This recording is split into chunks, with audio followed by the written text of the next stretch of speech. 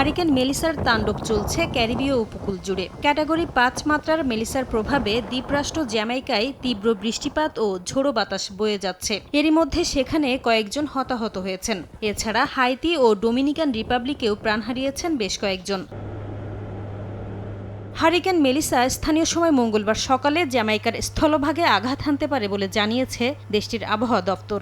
ঘণ্টায় ২৮২ কিলোমিটার বেগে ধেয়ে যাচ্ছে ঘূর্ণিঝড়টি। দ্বীপরাষ্ট্রটির পশ্চিমাঞ্চলীয় লেসকেইস এলাকায় মেলিসার প্রভাবে সৃষ্ট বৃষ্টিপাতের ফলে বন্যা দেখা দিয়েছে। আগামী ৪ দিনে জ্যামাইকার কিছু অঞ্চলে সর্বোচ্চ ১০০ সেন্টিমিটার বৃষ্টি হতে পারে। এমনকি ১৩ ফুট উচ্চতার জলোচ্ছ্বাসেরও সম্ভাবনা রয়েছে। মেলিসা প্রাণঘাতী উল্লেখ করে এটি চলতি বছরের সবচেয়ে শক্তিশালী ঘূর্ণিঝড় হতে চলেছে বলে জানিয়েছে যুক্তরাষ্ট্রভিত্তিক ন্যাশনাল হারিকেন সেন্টার।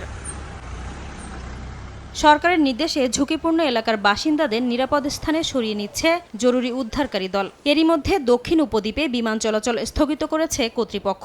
বন্ধ রাখা হয়েছে নৌ চলাচলও। মেলিসার আঘাতে ব্যাপক ক্ষয়ক্ষতির আশঙ্কা করছেন দেশটির প্রধানমন্ত্রী। এরই মধ্যে মেলিসার প্রভাবে হাইতি ও ডোমিনিকান রিপাবলিকে ভারী বৃষ্টিপাত অব্যাহত রয়েছে। বুধবার কিউবা অতিক্রম করবে হারিকেনটি। দেশটিতেও ক্ষয়ক্ষতির আশঙ্কা করছেন অনেকে। নাসরিন রুমি, সময় সংবাদ।